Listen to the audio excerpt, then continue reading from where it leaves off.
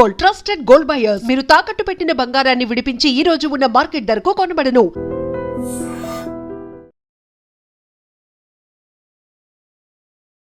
Hi, welcome to iDream. తెర వెనుక కథలు కార్యక్రమానికి స్వాగతం.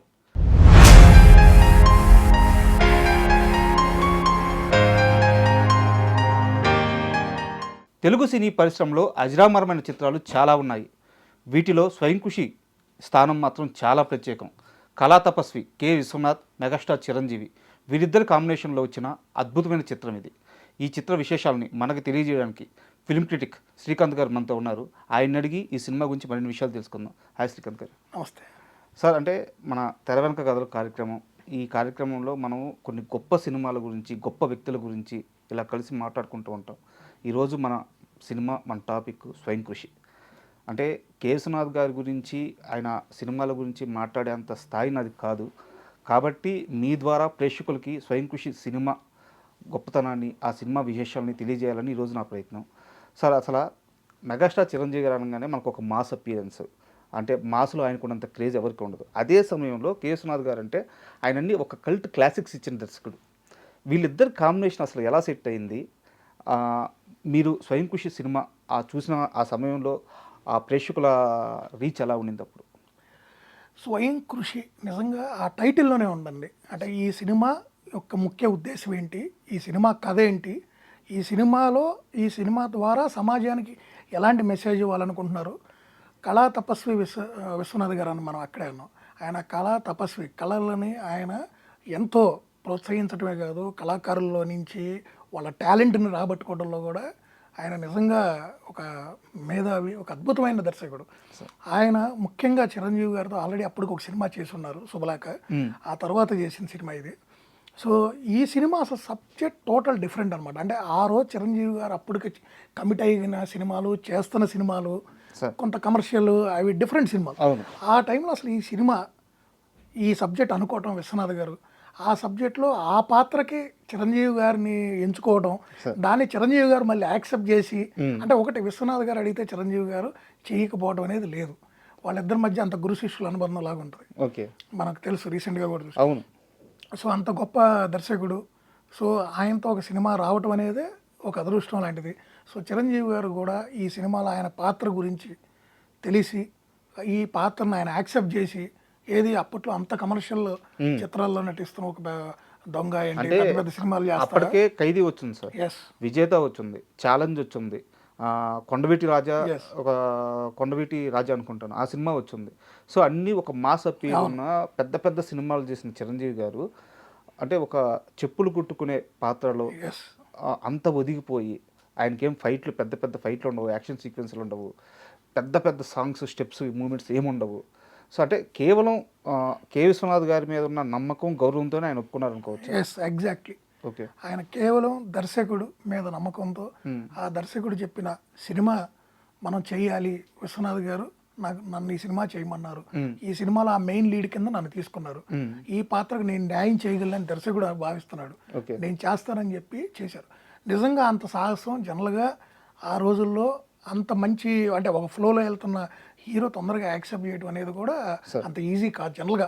అంటే మనం తెర పైన అది హిట్ అయిన తర్వాత మాట్లాడుకోవడం వేరు, కానీ ఇప్పుడు ఫలితం వేరే విధంగా ఉంటే మళ్ళీ అక్కడ వచ్చే మాటలు అవన్నీ వేరుగా ఉంటాయి. కానీ నిజంగా చిరంజీవి గారిని మెచ్చుకోవాలి.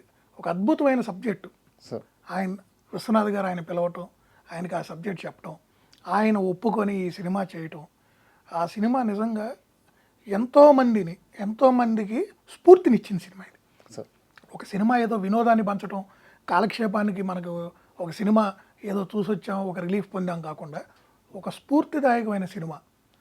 కృషితో నాస్తి దుర్భిక్షం సినిమా మొత్తం ఆ బోర్డు క్యారీ చేస్తాడు హీరో. ఆ ఒక్క బోర్డుతో ఒక పెద్ద మెసేజ్ ఇచ్చారు. అది ఇట్స్ నాట్ అక్కడ ఏదో చిన్న చెప్పులు కొట్టుకునే క్యారెక్టర్, అది కాదండి.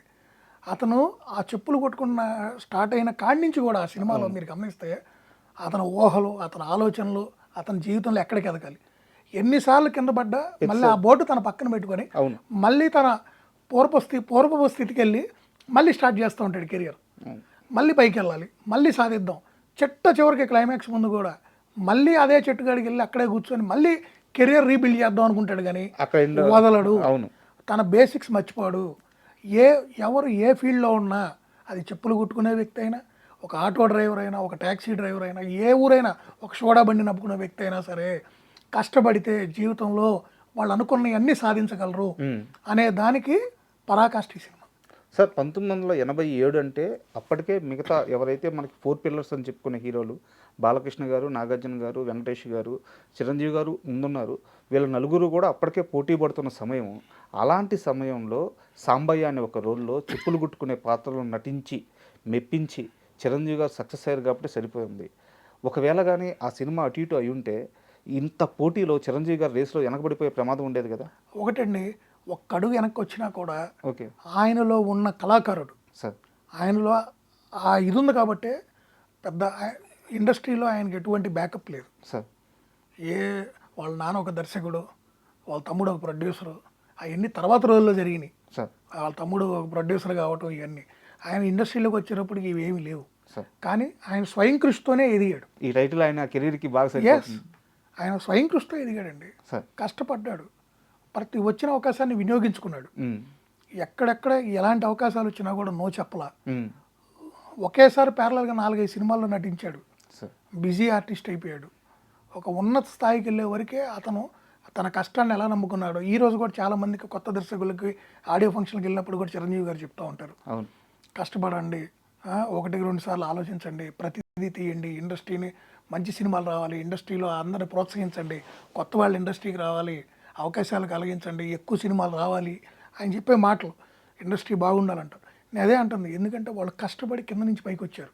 సార్. నేను అదే అంటుంది, ఈ సినిమాలో మీరు గమనిస్తే ఈ రోజుల్లో వేసినట్టు సెట్లు లేవు, అవును, గ్రీన్ మ్యాట్ స్టూడియోలు లేవు, మొత్తం న్యాచురల్గా తీసిన సినిమా, అవును, బయట తీసిన సినిమా, అంతా అవుట్డోర్ లొకేషన్స్లో ఎంత అద్భుతంగా ఎంత ఫీల్ గుడ్గా ఉంటుంది. ఆ సినిమా ఈరోజు చూసినా కూడా మీ కళ్ళ ముందు ఎలా ఉంటుందండి, ఆ పాత్రలు ఏదో మన పక్కన తిరుగుతున్నట్టు, మన చుట్టుపక్కల జరుగుతున్నట్టు ఉంటుంది. ఈ సినిమా ఒక సినిమా కాదు, ఎంతోమంది స్ఫూర్తినిచ్చింది. ఎంతోమంది నేను జీవితంలో నేను చేస్తున్న వ్యాపారంలో ఎదగగలగలా లేదా, ఎదగాల, ఈ వ్యాపారం నాకు కలిసి వచ్చిద్దా రాదా, ఇంకోటి చేద్దామా, లేకపోతే ఈ వ్యాపారం నాది చిన్నచూపు చూస్తారా అనుకున్న రోజుల్లో చెప్పులు కుట్టిన క్యారెక్టర్ నుంచి కూడా ఒక షోరూమ్ పెట్టుకుని అధినేతను అవ్వచ్చు, నీలో కష్టపడే తత్వం ఉంటే, నువ్వు కృషి చేస్తే అని నిరూపించారు. బేసిక్స్ మనం బేసికల్గా ఏ పని చేసినా కూడా మన జీవితంలో ఎదగాలనుకుంటే, కష్టాన్ని నమ్ముకుంటే మనం ఎదగలం. ఎస్, హీరో ఈ సినిమాలో మన క్యారెక్టర్ పరంగా చూస్తే హీరో ఏ సన్నివేశంలో కూడా డౌన్ అవడం. అవును, ప్రతిసారి అతనికి పెయిన్ వస్తుంది, మెంటల్గా చాలా స్ట్రాంగ్గా ఉంటుంది క్యారెక్టర్. తను ప్రేమించి చదివించుకొని కష్టపడి చెప్పులు కొట్టుకొని రూపాయి కూడబెట్టి, ఆ కూడబెట్టిన డబ్బును కూడా మీరు గమనిస్తారా, ఇది చదువుకి, అవును సార్, ఇది పెళ్లికి, ఇది చదువుకి, ఇది కొట్టుకి, షాప్ పెట్టుకోవడానికి. అంటే నాకు ఆ సీన్ చూస్తున్నప్పుడు అనిపించింది, ఇది కదా మధ్యతరగతి కుటుంబానికి కావాల్సిన పాఠం. ఒక ప్లాన్ రూపాయి సంపాదించడం కాదండి, సంపాదించిన రూపాయలు ఎంత ఖర్చు పెట్టుకోవాలి, ఎంత దాచుకోవాలి భవిష్యత్ అవసరాలకి అనేది ఇంపార్టెంట్. ఎవరైతే కష్టపడుతున్నారో వాళ్ళు ఎప్పుడైతే ఒక ప్లాన్ ప్రకారం ఈ బడ్జెట్ వేసుకుంటారో వాళ్ళందరూ వాళ్ళ లైఫ్లో సక్సెస్ అయ్యారు. హార్డ్ వర్క్ చేసి కోట్లు సంపాదించి ఈరోజు హాస్పిటల్కి వెళ్ళి 10,000 ఖర్చు పెట్టుకోలేని ఎంతమంది ఉన్నారండి. సినీ ఇండస్ట్రీలోనే కదా, బయట కూడా ఉన్నారు. అవునా కదా, అదే ఒక ప్లాన్ ప్రకారం సంపాదించుకునేవాళ్ళు. సోహన్ బాబు గారి గురించి వాళ్ళందరూ ఏం మాట్లాడుకుంటారు ఇండస్ట్రీలో, సోహన్ బాబు గారి గురించి అందరూ ఏం మాట్లాడుకుంటారండి. ప్రతి రూపాయి ఆయన ఎలా సేవ్ చేశాడు, భూముల మీద పెట్టుబడులు పెట్టాడు. అవునా కదా, అట్లా ప్రతి ఒక్కళ్ళు, మురళీమోహన్ గారు కానీ వాళ్ళన్నీ ఊరక స్టార్ హీరోలు అయిపోయారా, కోట్లు రెమ్యునరేషన్లు తీసుకున్నారా ఆ రోజుల్లో, లేదే. మరి వాళ్ళు ఎలా సంపాదించారు అంటే మిడిల్ క్లాస్ ఫ్యామిలీకి సక్సెస్ ఎలా అవ్వాలో చెప్పిన సినిమాగా కూడా మనం చూడొచ్చు. నిజమండి, ఆ సినిమా చూసి ఎంతో మంది స్ఫూర్తి పొందారండి. అది కేవలం ఏదో చెప్పులు కుట్టుకున్న వాళ్ళు ఆత్మాభిమానం పెంచడం కోసం తీసిన సినిమాను, లేకపోతే ఆ కులవృత్తిని ప్రోత్సహించడానికి తీసిన సినిమా అట్లా కాదండి. ఒక స్వయం కృషితో ఏ స్థాయి నుంచి ఏ స్థాయికి ఎదిగారు ఆయన. ఒక 5-6 షాపులు పెట్టుకునే, ఒక బ్రాండెడ్ షోరూమ్స్ పెట్టుకునే స్థాయికి ఎట్లా ఎదిగాడు హీరో. అతను స్వయం కృషితో ఎన్నో ఆటుపోట్లు, ఒక చిన్న కొట్టు పెట్టని దాన్ని ఒకటి తగలబెట్టేయడం, మళ్ళీ జీరో నుంచి మళ్ళీ స్టార్ట్ అవటం, మళ్ళీ రూపాయి పొదుపు చేసుకోవడం, మళ్ళీ ఎలా ఎదిగాడు. ఈ కాలక్రమంలో తన కుటుంబంలో వచ్చిన ఒడిదుడుకులను కూడా ఎలా ఫేస్ చేశాడు. ఇప్పుడు లైఫ్లో కొంతమంది మనం చూస్తూ ఉంటాం, ఒక లవ్ ఫెయిల్ అయ్యగానే డిప్రెషన్ అంటారు, అవును. సూసైడ్ అంటారు, అవును. లేకపోతే ఇంక నేను ఏం చేయను, ఇంట్లో కూర్చుంటాను, ఊర తాగి నిరవపోతాను చిన్న ఈ రోజు మనం చూస్తున్నాం. అవును. తట్టుకోలేకపోతున్నారు. మరి ఇక్కడ అది కంప్లీట్ లవ్ ఫెయిల్యూర్ అయింది. చిన్నప్పటి నుంచి ఒక అమ్మాయిని తనతో పాటు ఉంచుకొని చదివించి అంత చేసి దాన్ని సార్ మీరు అలా సింపుల్గా వదిలేస్తాడు. ఆ సీన్ గురించి ఒక అనాలిసిస్ సార్. మామూలుగా మన తెలుగు సినిమాల్లో లవ్ బ్రేకప్ అనే సీన్స్ ఎట్లా ఉంటాయంటే హీరో ఏడ్ చేస్తూ హీరోయిన్ వెనకపడుతూ అది పెద్ద తతంగంలాగా చూస్తారనమాట. అంటే కే విశ్వనాథ్ గారు ఎంతటి మహానుభావులు అంటే ఆయన అమ్మాయి అతను తీసుకొని వస్తుంది, చిరంజీవి గుడిలో ఉంటారు, తీసుకువచ్చి నేను ఇతన్ని ప్రేమిస్తున్నాను, అవును నువ్వు అనుమతిస్తే పెళ్లి చేసుకుంటాను అని చెప్పి అడుగుద్ది. చిరంజీవి గారికి డైలాగులు ఉండవు సార్. అవును బ్యాక్గ్రౌండ్లో మన పురాణాల గురించి చెప్తూ నీవు హీరోయిన్ ఎలా అయితే చదివించావో అలాగే అరుంధతిని వేరే వాళ్ళు చదివించారయ్యా, ఆ అమ్మాయి ఈరోజు వేరే వాళ్ళని పెళ్లి చేసుకుంటానని చెప్పి వచ్చింది, ఆయన ఆనందంగా ఒప్పుకున్నాడు అని చెప్పి అక్కడ పంతులు గారు చెప్తుంటారు. అదే సీను ఇక్కడ చిరంజీవి లవ్ స్టోరీకి అప్లై అయ్యి అంతే చాలా సైలెంట్గా ఎంత అందంగా ఆ సీన్ ముగిసిపోద్దంటే తర్వాత మౌనంతో ఆయన పలిగించే సంభాషణలు అది మామూలుగా ఉండదు. అవును ఆ సన్నివేశం అయిపోయిన తర్వాత మళ్ళీ భవిష్యత్తులో ఆ అమ్మాయికి కుటుంబ సమస్యలు వస్తే తను వెనకాల నిలబడి దాన్ని చక్కదిద్దిన విధానం కానీ, ఇప్పుడు అదే నేను అంటుందండి, ఏదో ఒకటి లైఫ్లో నాకు బ్యాడ్ జరిగిందని అతని కెరీర్ అక్కడితో ఆగిపోలే, లేకపోతే అక్కడితో అతను అప్పుడు దాకా నడిచిన ఒక మంచి విధానాన్ని వదిలిపెట్టలే. అతను ప్రతి దాన్ని దాటుకుంటూ వెళ్ళాడు ముందుకి. ఇప్పుడు దాకా మనం చిరంజీవి గారి గురించి మాట్లాడాం ఈ సినిమాలో. విజయశాంతి గారి క్యారెక్టర్ అండి లేడీ సూపర్ స్టార్ అన్నారు. ఎందుకన్నారు తెలుసా? ఈ సినిమా చూస్తే అర్థమైంది. ఏమి నటనండి, చిరంజీవి గారితో పాటు పోటాపోటీగా ధీటుగా గంగపాత్ర అసలు ఆల్మోస్ట్ 90% సినిమా వాళ్ళిద్దరే ఉంటారు. అవును 90% సినిమా. అంటే మీరు విజయశాంతి గారి ప్రస్తావన తీసుకొచ్చారు కాబట్టి చెప్తున్నాను. సినిమా స్టార్ట్ అయినప్పుడు అమ్మాయి పాత్ర ఎలా ఉంటుందంటే అల్లరి చిల్లరగా ఏదో కామెడీ జనరేట్ చేస్తూ తమాషాగా అమాయకత్వంగా ఒక ఫన్నీ వేలో పోతూ ఉంటుంది. ఎప్పుడైతే చిరంజీవి అక్కడ తన శారద పెళ్లి చేసి ఇంటికి వచ్చి తాగి తన మేనల్లుడు చంటి బిడ్డ అక్కడికి వెళ్ళి ఎవరా నాకు పెళ్ళి అయిపోతే నాకు బిడ్డలు పుడితే నీ మీద ప్రేమ తగ్గిపోద్దేమో అని చెప్పి దేవుడు ఇలా చేసాడు అని చెప్పి బాధపడుతుంటే ఆ మాట వినద్దు అమ్మాయి. అవును. తర్వాత వెళ్ళి ఆపరేషన్ చేయించేసుకోవాలి. పిల్లలు పట్టుకున్నా ముందు నన్ను చిరంజీవిని పెళ్లి చేసుకోమని అడగదు. ఈ అమ్మాయి ఆపరేషన్ చేయించేసుకొని అది తర్వాత చిరంజీవి తెలుస్తుంది అనమాట. ఆ 10 నిమిషాల సీన్తో ఆ గంగ పాత్ర ఒక దేవతా స్వరూపం అయినంత అద్భుతంగా తీర్చిదిద్దారు సార్ విశ్వనాథ్ గారు. అదేనండి దర్శకుడు ఒక గొప్పతనం. అందుకే ఆయన కళా తపస్వి అయ్యాడు. అంటే ప్రతి సన్నివేశాన్ని కూడా ఎంతో అద్భుతంగా, ఎంతో న్యాచురల్గా, వైవిధ్యభరితంగా ప్రతి ఒక్కళ్ళని కూడా కనెక్ట్ అయ్యే విధంగా హృదయాల్ని పెద్ద భారీ డైలాగులు పెట్టేసో లేకపోతే సెంటిమెంట్ ఇచ్చేసో కాదండి, ఏదో బ్యాక్గ్రౌండ్ మ్యూజిక్లతో నడిపించే సినిమాలు కాదు. ఈరోజు మనం చూస్తున్నాం సినిమాల పరిస్థితి ఎలా ఉందో. వాళ్ళ కళ్ళతో వాళ్ళు మాట్లాడే సంభాషణలు, వాళ్ళ ఫీలింగ్స్, ఆ పెళ్లి జరుగుతున్న టైంలో అనుకోని విపత్తు, అక్కడ ఏదో ఒక షాపు తగలబడిపోతుందని, ఆ టైంలో హీరో ఇక్కడ పెళ్లి చేసుకోవాలి అంటే వెళ్ళాలా, పెళ్లి చేసుకొని వెళ్తాడు షాప్ దగ్గర. అదే అక్కడ కూడా కన్విన్సింగ్గా అవును ఈ పెళ్లి టైంకి జరిగిందంటే నేను నా జాతకం మంచిది కాదేమో, నా వల్ల నీకు చెడైద్దేమో అని ఆ అమ్మాయి బాధపడటం. అంటే నేనే అంటుంది దర్శకుడు అక్కడ మనల్ని కూడా, అంటే ప్రేక్షకులు కూడా ఏంది అరే ఇప్పుడు ఏమైద్ది అంటే మనల్ని కూడా అంతర్లీనం చేసేసారు దాంట్లో. సినిమా అంతా తెలియకుండా అంతర్లీనంగా ఒక పాజిటివ్ థాట్ ప్రాసెస్ చూడండి సార్. సినిమా ప్రతి క్యారెక్టర్ అండి, సినిమాని ఎక్కడ స్టార్ట్ చేసి ఎక్కడ ముగించారండి ఎంత అద్భుతంగా. ఎక్కడ కూడా మీకు సినిమాలో ఇది వేస్ట్, ఇది కృత్రిమంగా ఉంది, లేకపోతే ఇది సరిగ్గా చేయలేదు, ఈ క్యారెక్టర్ బాగలేదు. చరణ్ రాజు గారు నెగిటివ్ క్యారెక్టర్లో కూడా ప్రతి ఒక్కళ్ళ సినిమా చూసిన వాళ్ళు ఆయన అసహించుకునే ఎంత గొప్పగా నటించాడు. ఆయన అసహించుకునే పరిస్థితి వచ్చిందంటే అది క్యారెక్టర్ ఆయన గొప్పగా చేశాడు. ఇంకంటే ఆ క్యారెక్టర్ ఇంకొకళ్ళు చేయలేరు అనే విధంగా చేశాడు. ప్రతి క్యారెక్టర్ కూడా. చిరంజీవి గారికి నంది అవార్డు వచ్చిందండి ఈ సినిమాలో. అది మామూలు విషయం కాదు. First Nandi award. ఎస్. అసలు ఈ సినిమా అండి సి సెంటర్ అంటే జనరల్గా ఒక 4-5 వారాల తర్వాత లేకపోతే 7 వారాల తర్వాత సి సెంటర్కి వెళ్ళింది సినిమా. అలాంటి సి సెంటర్లో కూడా సి సెంటర్కి సినిమాలు అమ్ముతారు మళ్ళీ. అలా సి సెంటర్లో కూడా డిస్ట్రిబ్యూషన్ పరంగా కొంతమంది కొనుక్కొని రిలీజ్ చేసుకున్నారు. వాళ్ళు కూడా అద్భుతమైన రిటర్న్స్ ఈ సినిమా ద్వారా పొందారు. సార్ నాకు డౌట్, అందరికి ప్రతి ఒక్కళ్ళకి మంచి డబ్బు ఇచ్చిన సినిమా ఇది సార్. అంటే ఆర్థిక పరంగా కూడా. నా నెక్స్ట్ క్వశ్చన్ కూడా అదే, అంటే సినిమా కమర్షియల్గా ఎంత పెద్ద హిట్ అయింది సార్? మంచి హిట్ అండి. ఆల్మోస్ట్ ఒక 25 to 30 సెంటర్స్లో 100 days ఆడింది సినిమా. స్లోగా పికప్ అయ్యి అద్భుతమైన, అంటే ఒక మంచి అద్భుతమైన సినిమా అయింది. అంటే కుటుంబం మొత్తం కలిసి చూసిన సినిమా ఇది. కేవలం అభిమానులు వాళ్ళు వీళ్ళు కదండి, కుటుంబాలుగా వెళ్ళి చూసిన సినిమా అండి. మంచి సినిమా.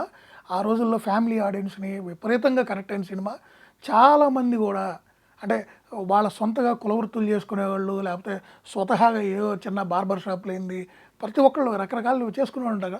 వాళ్ళందరికీ ఒక ఇన్స్పైరింగ్ సినిమా అనమాట ఇది. సార్ మేము కూడా రూపాయి కూడబెట్టుకుంటే ఒక ఉన్నత స్థాయికి వెళ్ళొచ్చు, కష్టపడితే జీవితంలో 100% పైకి వెళ్తాం, ఇబ్బంది లేదు, జీవితంలో చిన్న చిన్న దెబ్బలు వచ్చినా కూడా వాటిని తట్టుకొని నిలబడాలి. ఇది నిజంగా ఒక రియల్ లైఫ్ క్యారెక్టర్స్కి సంబంధించిన సినిమా అండి. నిజ జీవితంలో ఇలాంటి స్టోరీలు మన చుట్టుపక్కల చాలా జరుగుతూ ఉంటాయి, అన్నీ మన దృష్టికి రావు. అలాంటి ఒక నిజ జీవితానికి సంబంధించిన సినిమానే ఇది. సార్ అంటే మీరు ఇప్పుడు ఈ సినిమా కమర్షియల్గా చాలా పెద్ద హిట్ అయింది, అందరికీ డబ్బులు వచ్చినాయి, 25 సెంటర్ల పైగా 100 రోజులు అని ఇవన్నీ చెప్తున్నారు సార్. అదే అప్పుడు నేను లేను కాబట్టి నాకు తెలియదు కాబట్టి మీరు చెప్తే నేను తెలుసుకుంటున్నాను.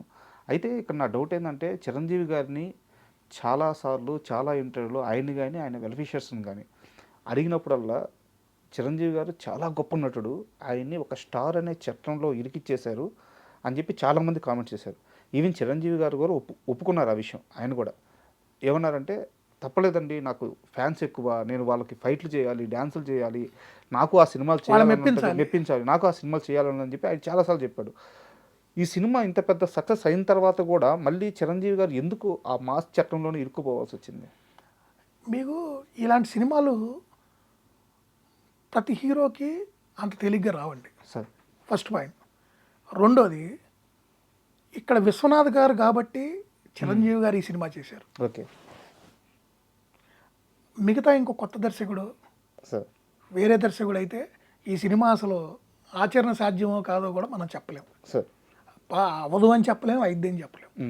అలా ఇలాంటి సినిమాలు పెద్ద నిర్మాతలు కానీ లేకపోతే పెద్ద హీరోల దగ్గరికి వెళ్ళటం కూడా అంత ఈజీ కాదు. రెండోది, ఒక మెయిన్ లైన్లో ఉన్న హీరో, ఆ హీరో నుంచి మీరు ఇందాక చెప్పారు అభిమానులకు సంబంధించి కొన్ని కావాలి అని.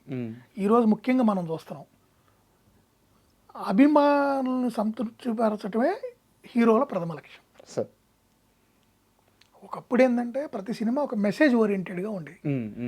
ఈరోజు మెసేజ్ ఓరియంటెడ్ సినిమాను కూడా కమర్షియల్ వేలో చెప్పాలి. ఇవాళ డైరెక్టర్ కొట్టాల శివ గారు చేసేది అదే. ప్రతి ఒక చిన్న మెసేజ్ కమర్షియల్ ఇదిలో చెప్తేనే ఈ జనరేషన్ చూస్తున్నారు. ఒకప్పుడు అలాంటి పరిస్థితి కాదు.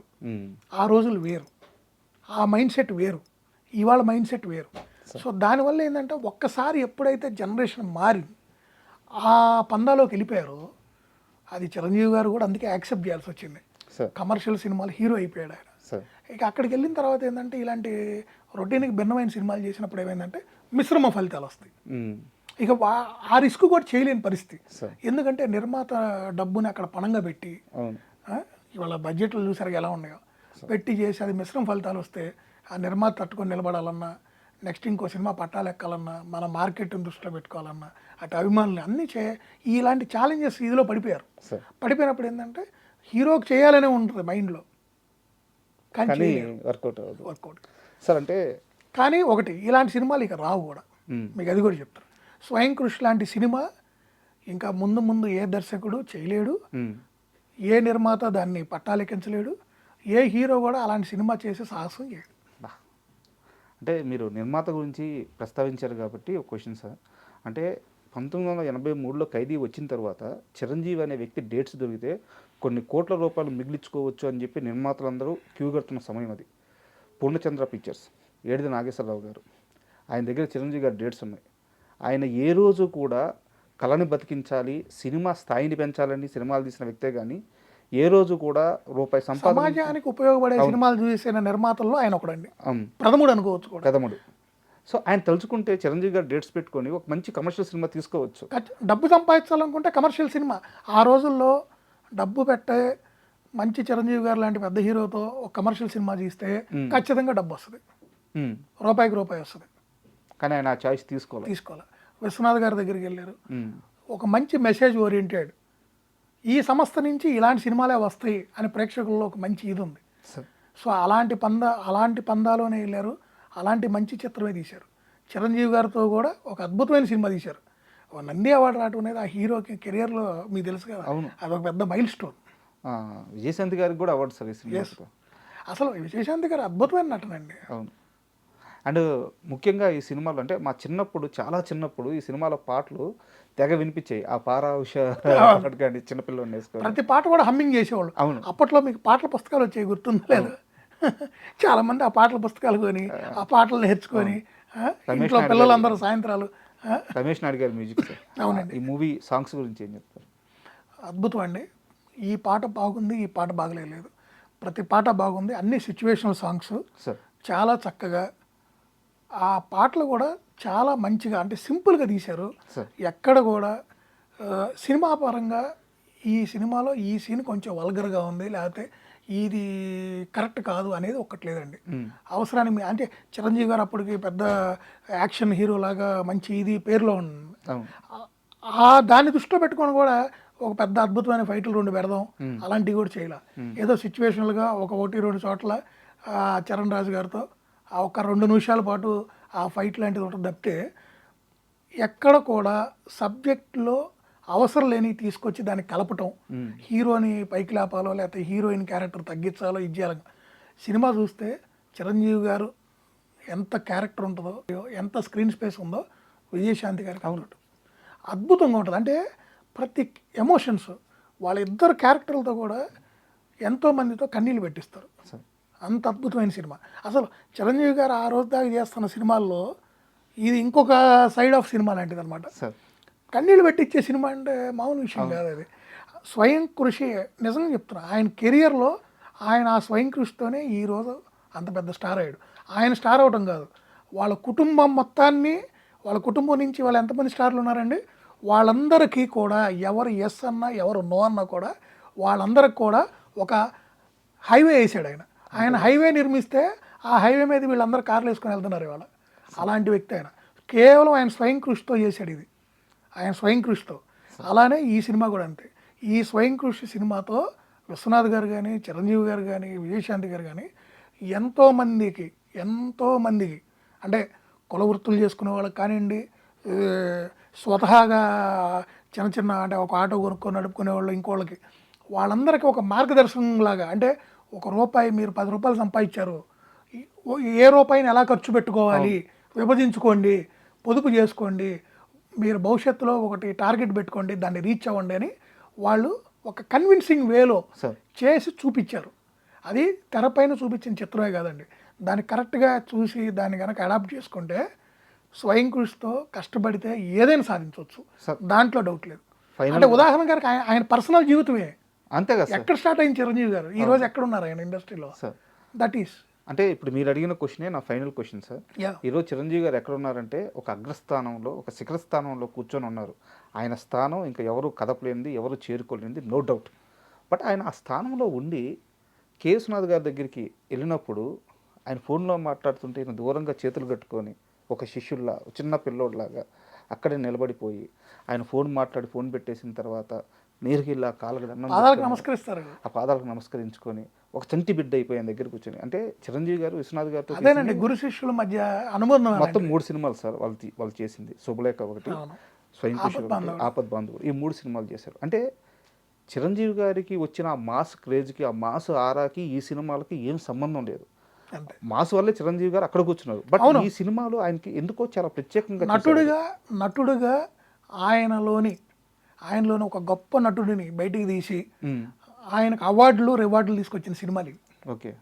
ఆయన కెరియర్లో గుర్తుండిపోయాయి, అందుకని ప్రత్యేకం. అంతే.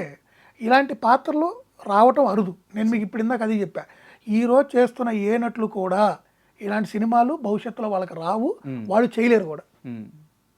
ఇలాంటి సినిమాలు రావటం కూడా ఒక అదృష్టం అండి.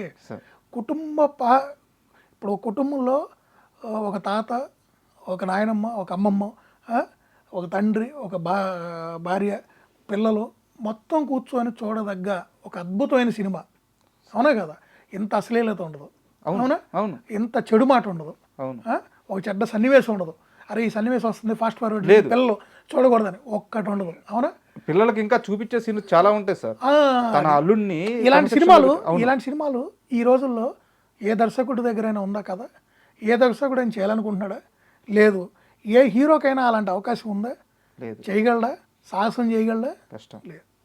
సో ఇలాంటి అద్భుతమైన సినిమా చిరంజీవి గారికి రావటం, అది ఆయన గురువుగా భావించే విశ్వనాథ్ గారి దగ్గర నుంచి రావటం, ఆయన డైరెక్షన్లో చేయటం ఆయన చేసుకున్న అదృష్టం.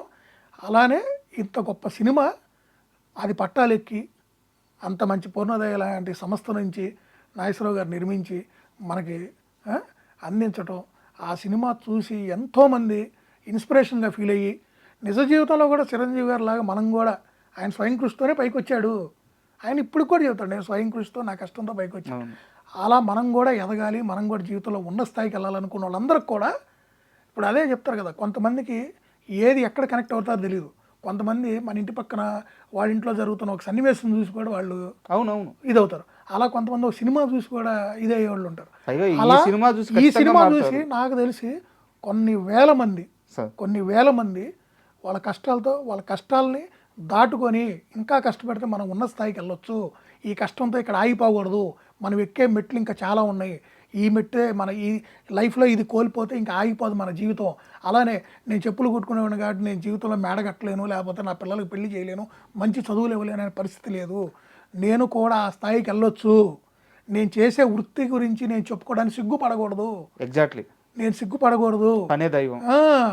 నేను నా పనిలో నేను నైపుణ్యం సాధించి నా పనిని నేను గొప్పగా ఇదయ్యి నా పని ద్వారానే నేను జీవితంలో నా పిల్లలనేంది నా భార్యనేంది చక్కగా చూసుకొని చక్కగా చదివించుకొని ఉన్న స్థాయికి వెళ్ళగలను అనే ఒక నమ్మకం కలిగించే విధంగా ఆ దర్శకుడు చూపించిన విధానం కానివ్వండి, ఆ పాత్రలో ఒదిగిపోయి చిరంజీవి గారు చేసిన విధానం కానివ్వండి, అద్భుతం. ఇలాంటి సినిమా రావటం చాలా అరుదు.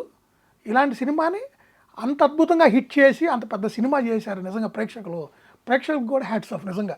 ఎందుకంటే ఇలాంటి సినిమాలు ఆదరించినప్పుడే ఇంకా అటు హీరోలకైనా ఇటు దర్శకులకు కూడా బాధ్యత పెరిగి ఇంకా మంచి సినిమాలు చేయాలి, ఇంకా ఇలాంటి సమాజానికి 10 మందికి ఉపయోగపడే సినిమాలు.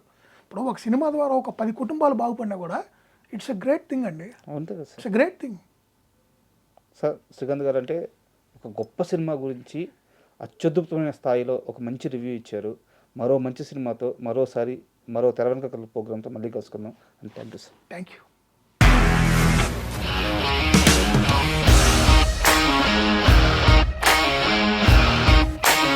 ఇండస్ట్రీలో కమిట్మెంట్ ఇష్యూస్ వస్తే నీకు కూడా వచ్చినట్టు మార్నింగ్ తీసుకెళ్ళాడంటే కొట్టి పడేస్తాడు.